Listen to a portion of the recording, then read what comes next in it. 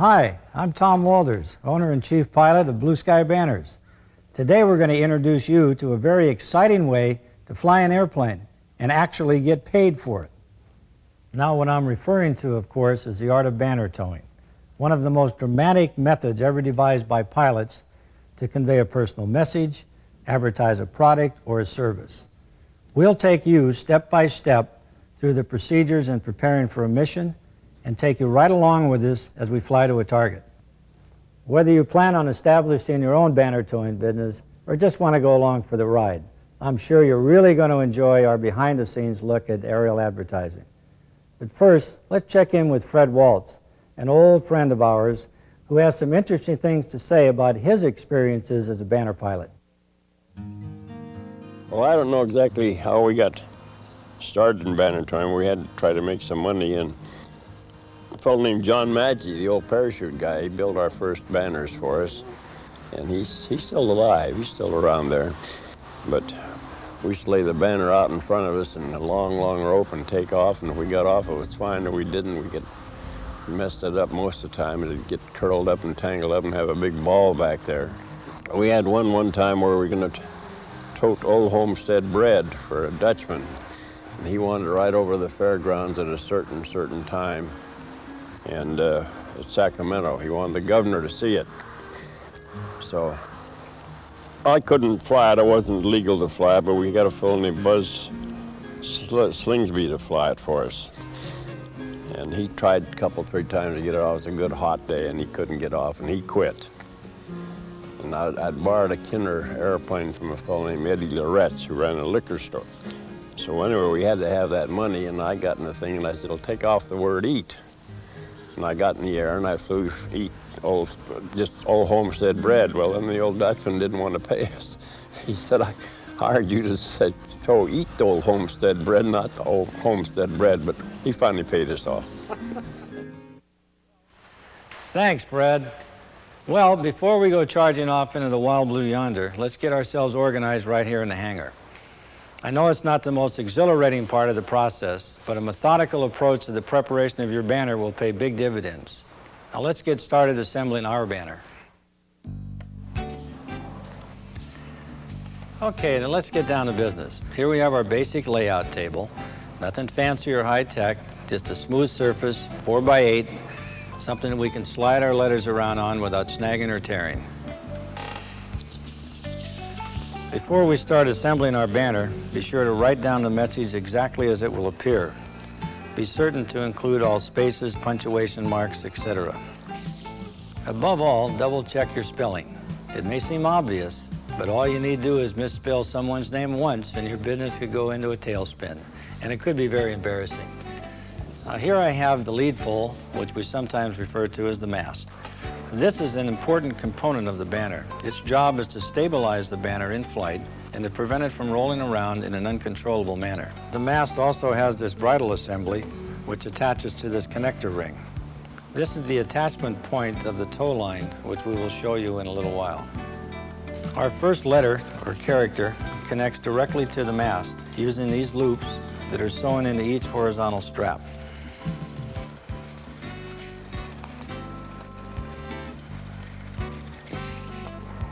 And just continue to attach the loops to the mast in a similar manner until all of the straps are attached, making certain that they are not twisted or frayed, or that the rods on the mast are intact and not fractured or broken or bent.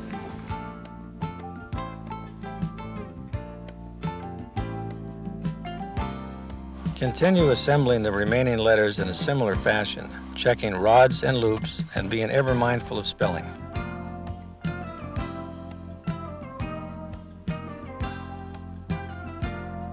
The final section of our banner consists of the tailpiece. The function of the tailpiece is to stabilize the end of the banner during flight. The attachment is the same as the other characters. We'll show you how it works a little later in the program.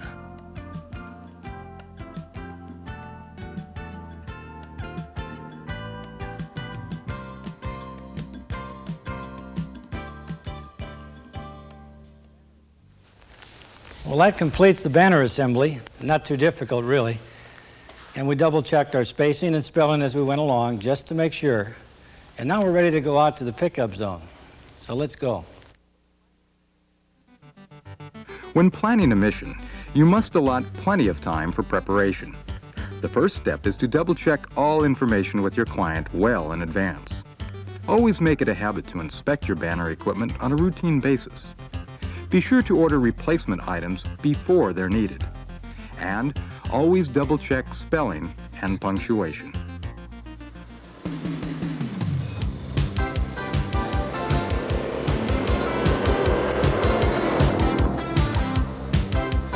The beauty of operating a banner towing business is that the equipment is rather simple. I can transport the banner and pick up the apparatus in the back of a small vehicle or even in an airplane if need be.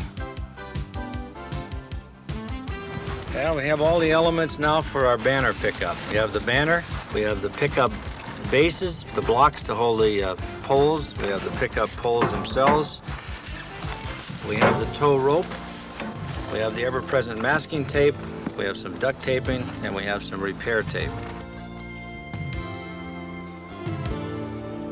From this point on, it's a good idea to have a dedicated ground crew. If you generally associate with aviation buffs, it won't be hard to find a helpful crew.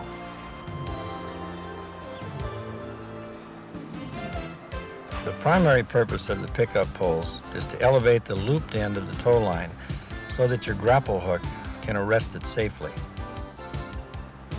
Generally, we want the poles to be about 10 feet high and separated by about 15 to 20 feet. This gives you a nice broad target area for your approach. And speaking of approaches, it's a good idea to plan your pickup zone so there aren't any obstacles like overhead power lines, hills, or trees. The pilot must have a long and level approach to the pickup point.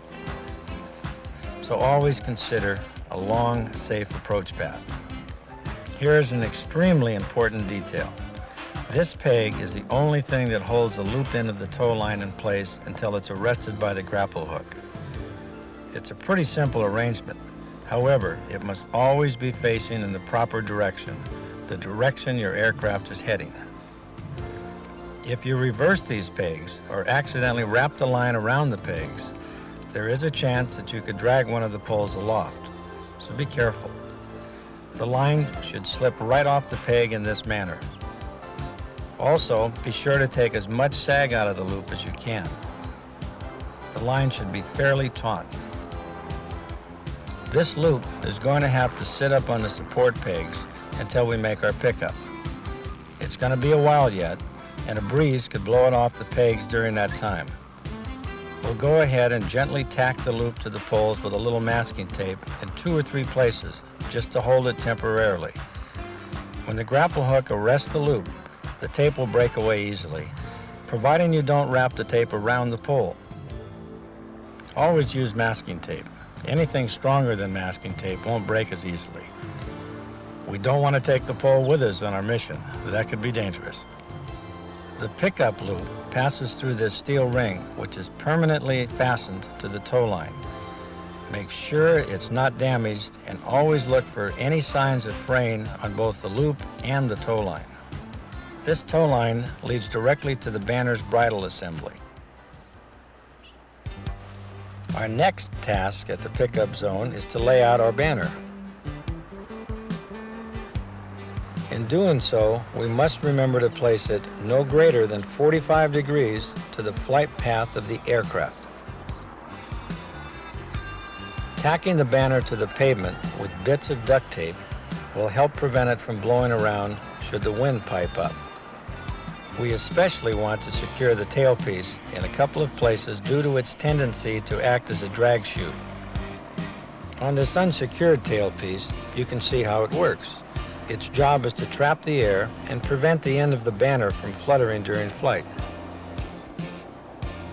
Heath will finish tacking down and inspecting, while I roll out the remaining letters. He's discovered the end of this pole is broken off, which could allow the clip to slide off the end. This could lead to problems in midair, so we'll make a temporary repair with duct tape. Once our mission is over and the banner is returned to the hangar, we'll make a permanent repair or perhaps replace the damaged pole. When the banner is completely rolled out, we'll make sure the bridle assembly, which is attached to the lead pole, isn't twisted or knotted. At the bridle, we simply attach the tow line clip to the steel connector. We always tug on every connection, just as a safety precaution. Again, we turn our attention to the tow line. This time we'll inspect every inch of it, all the way back to the loop. It only takes a minute or so, but if there's a damaged section ready to part under tension, we want to know about it so that we can make any necessary repairs. Now that we've connected everything, let's make one final inspection. Double check for loose fittings and position the lead pole so that the bridle attachments point skyward. This enables the banner to get airborne quickly with minimal stress on the components. It's a good idea to go over the letters again and make certain none of them are frayed or torn. Carefully read the whole banner.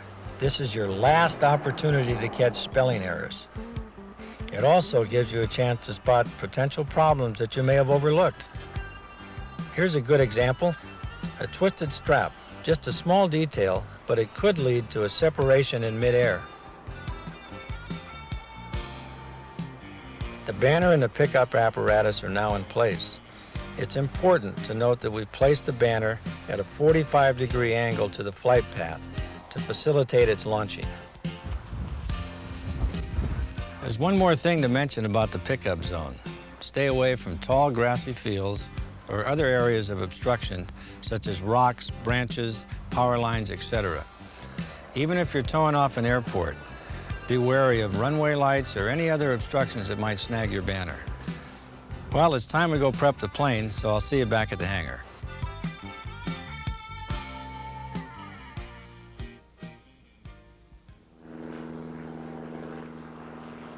I've chosen the Aviat Husky for my banner work because of its exceptional handling characteristics and because it's just plain fun. But banners can be towed by a variety of aircraft. There's just a couple of adaptations I had to make to the Husky to facilitate banner towing. The major component that was added was this tow hitch. It's made by Schweitzer and is pretty common to all glider and banner tow airplanes being used in the United States. The other adaptation was this release handle mounted in the cockpit. It's linked by a cable to the release mechanism on the tow hitch. Now here is some equipment you haven't seen yet. This is the grapple hook and cable assembly. The ring on the end of the cable attaches to the tow hitch, which we'll demonstrate in a few moments. Further on down the cable, we find the safety link. Now the purpose of the safety link is to prevent damage to the airplane if the grapple hook or banner accidentally becomes entangled with an object on the ground. If, for example, you snagged a fence post with a grapple hook, you might not live long enough to collect your fee from the client. The safety link will prevent such occurrence by separating when the load reaches 700 to 750 pounds. It's also required by the Federal Aviation Administration. This is the celebrated grapple hook we've been talking about. Its job, of course, is to arrest the tow line at the pickup zone. After deployment in midair, it suspends about 8 feet or so under the airplane. Let's go ahead and connect our cable to the tow hitch. The ring on the cable assembly simply couples to the release mechanism on the tow hitch. Close the mechanism and lead the cable under the hitch. This will prevent the cable from accidentally releasing the mechanism if it were let over the top. We need to rely once again on our trusty masking tape. This time we will temporarily attach the cable to the bottom of the tow hitch. When it comes time to deploy the hook after we've taken off, the force of the hook and cable will break away the masking tape. Let's tape the cable again and lead the grapple hook all the way to the cockpit. Now we just place the grapple hook onto this simple holding device. Wrap and secure the cable on this Velcro strip and we're done. Make doubly sure that the cable isn't kinked or snagged on anything, and keep an eye on the tail section to make sure it isn't touching or restricting any control surfaces. For the time being, we're going to put banner towing out of our minds while we fully concentrate on pre-flighting our aircraft. Don't ever let banner preparation detract you from your primary responsibilities as a pilot.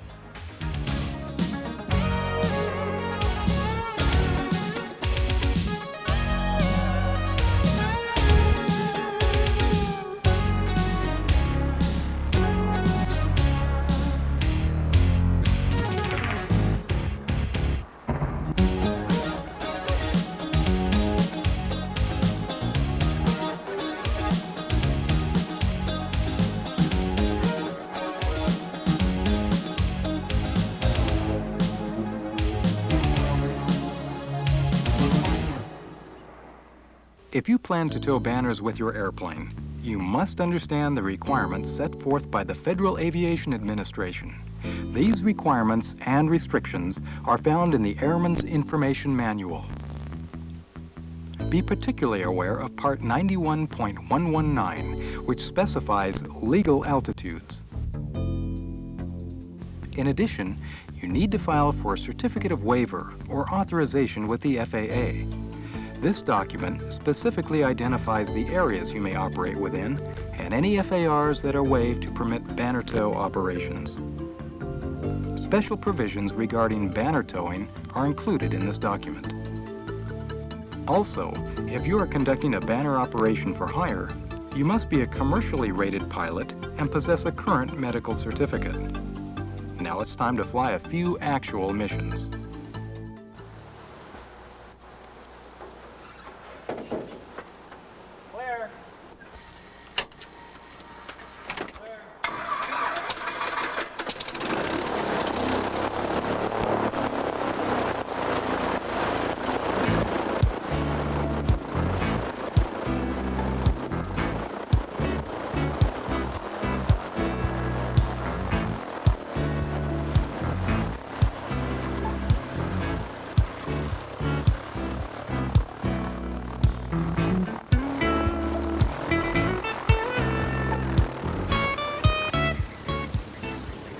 If you're operating from an uncontrolled or remote field, you should be particularly aware of other traffic and advise all aircraft in the area that you're engaged in a banner towing operation.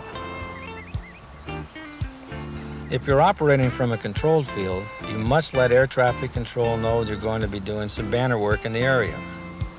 Even though we're presently using an abandoned field, we still need to advise the tower at the nearby airport.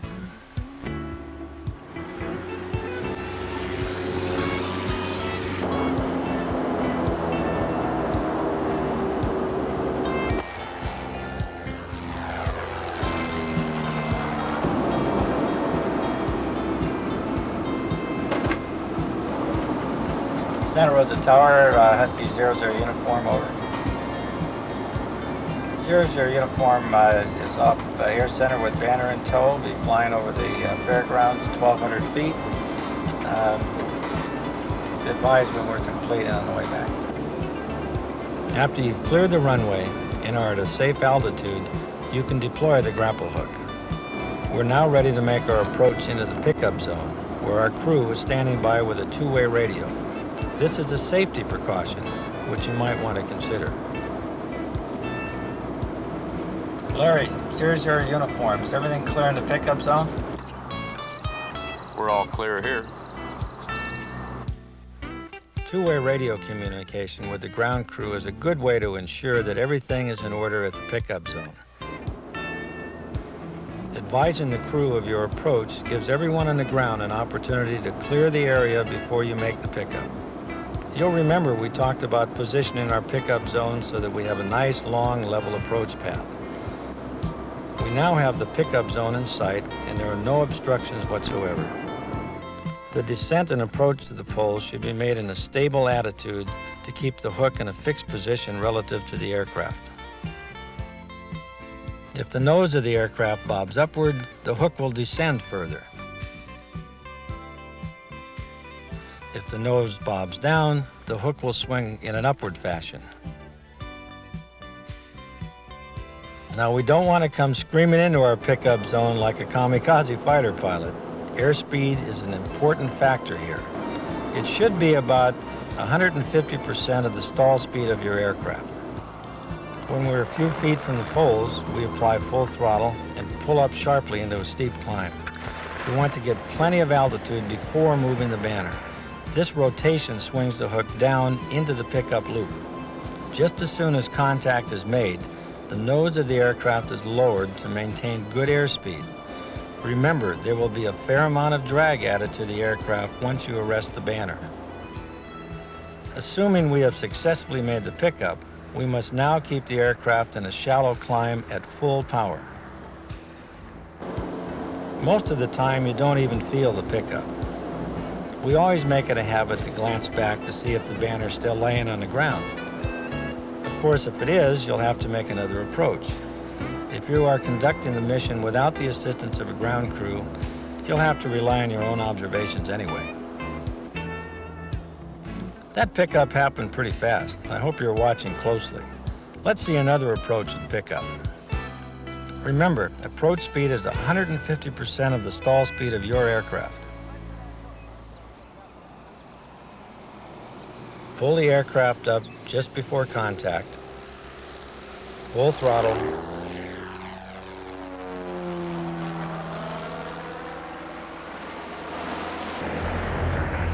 And ease your nose down to maintain good airspeed.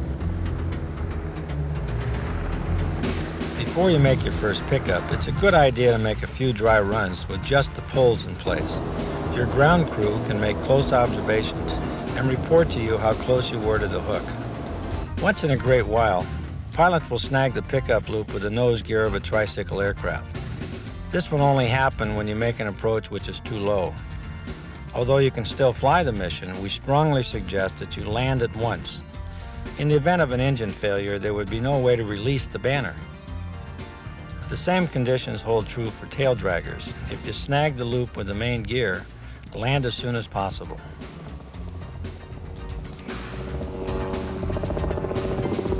The basic pickup technique for tricycle gear is essentially the same. Let's watch the modified Cessna 150 make a few.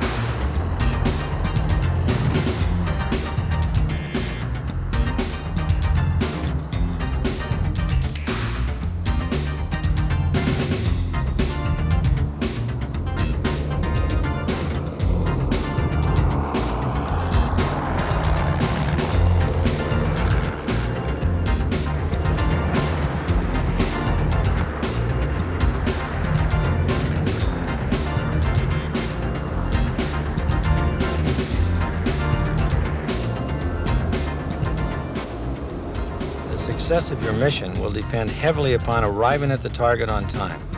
If your client wants the message to appear at 1 in the afternoon, you'd better make your appearance exactly at 1. This seems simple enough, right? Well, there's one very important factor you must keep in mind when planning out your schedule: timing. Due to the increased drag, you can't fly at normal cruising speed. Such an attempt would greatly increase the drag, causing damage to the banner and possibly overheating your engine. The truth is, banner towing requires that you learn to specialize in slow flight.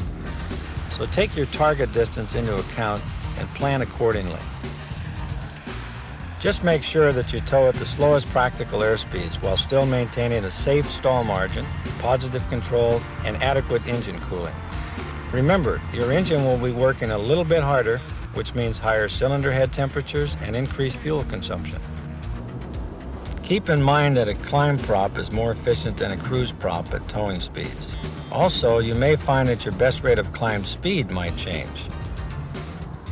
The maximum recommended tow speed is 70 knots, although pilots generally tow around 55 to 60 knots.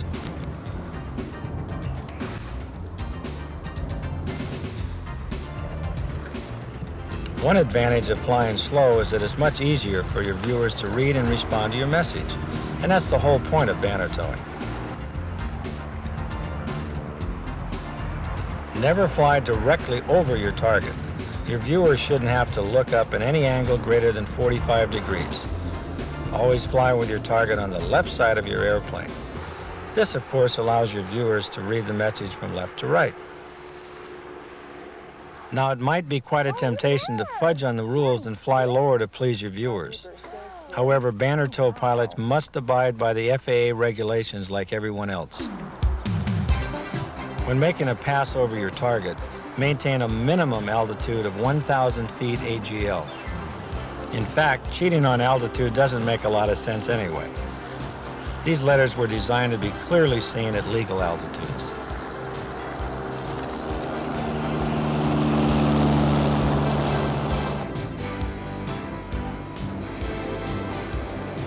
It's quite a satisfying feeling watching people on the ground respond to your work.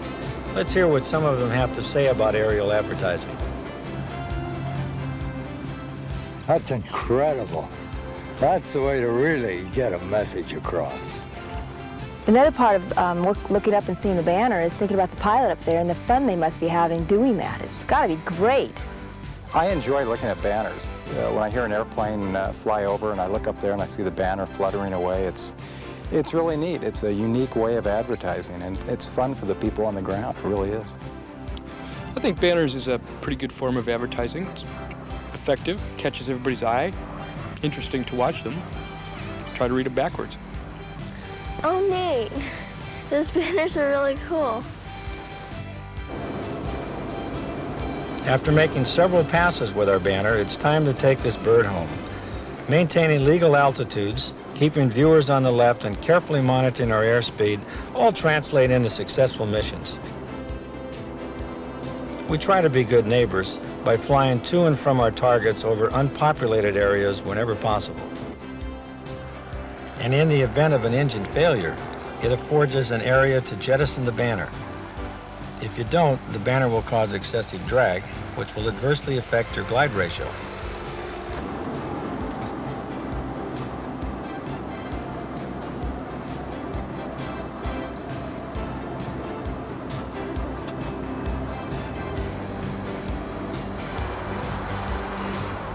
Larry, here's your uniform on final.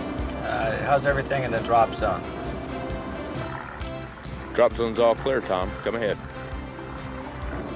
Okay, we'll be coming in. Everything went fine on the mission. Stand by.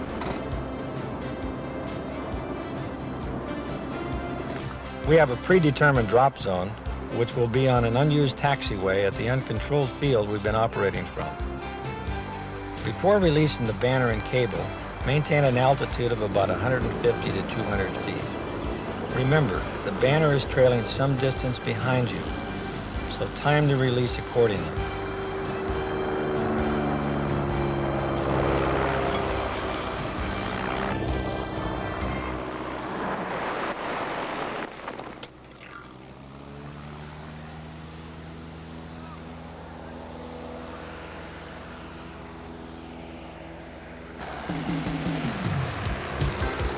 Proper altitude will permit the banner to lose most of its forward momentum before striking the ground.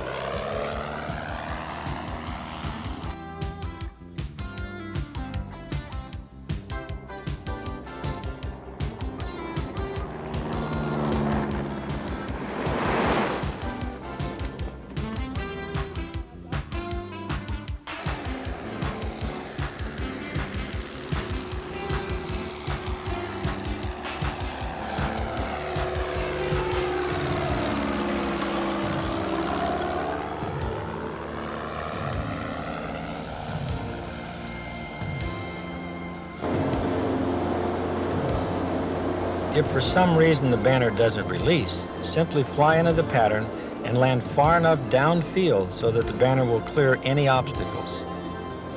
Make a steep approach, which will keep the banner above the aircraft, and flare out close to the runway.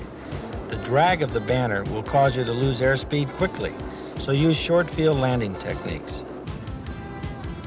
Now, being chief pilot doesn't give you an excuse to go flying around after a mission.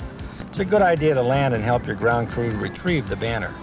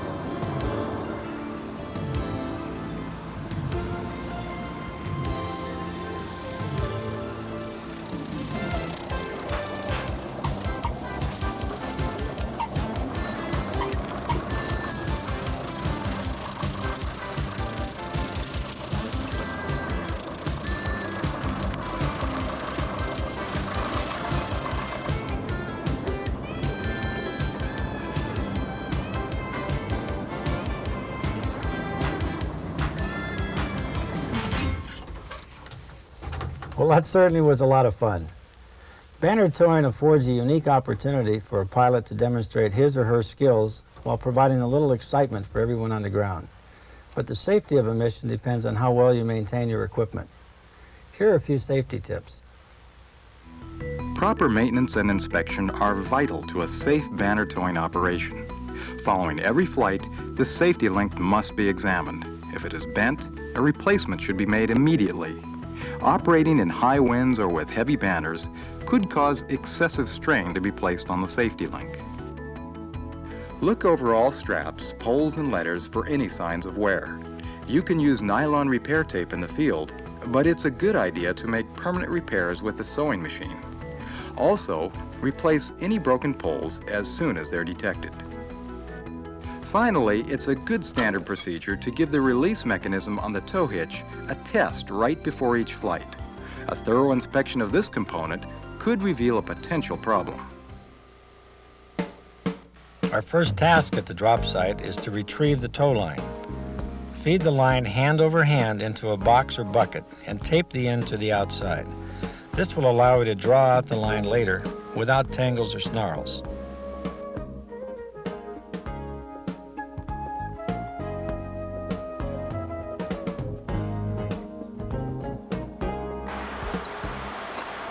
During the retrieval process, it's extremely important to inspect for damage on the banner. Most likely you'll find something that will require immediate attention. Dan, we might want to put a little tape on this one, Larry. Measure off a piece there, Larry, and we'll cut it about the right size. Okay, right here. Yeah. Scientifically. Separate. Good old ripstop tape. This is 200-mile-an-hour ripstop. Is it? No. I wouldn't doubt that they make it.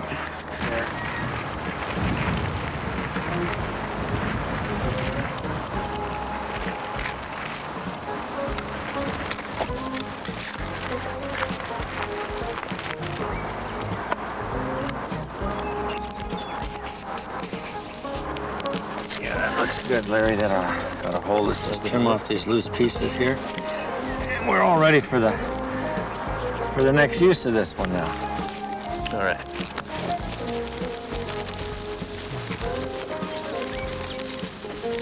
By standing in one place and bringing the banner towards the roll, we keep it nice and taut so we don't get a big bulky banner or roll to put in storage or take back into the assembly area.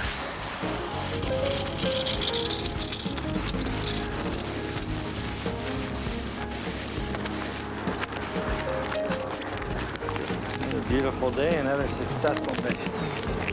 Working, yeah.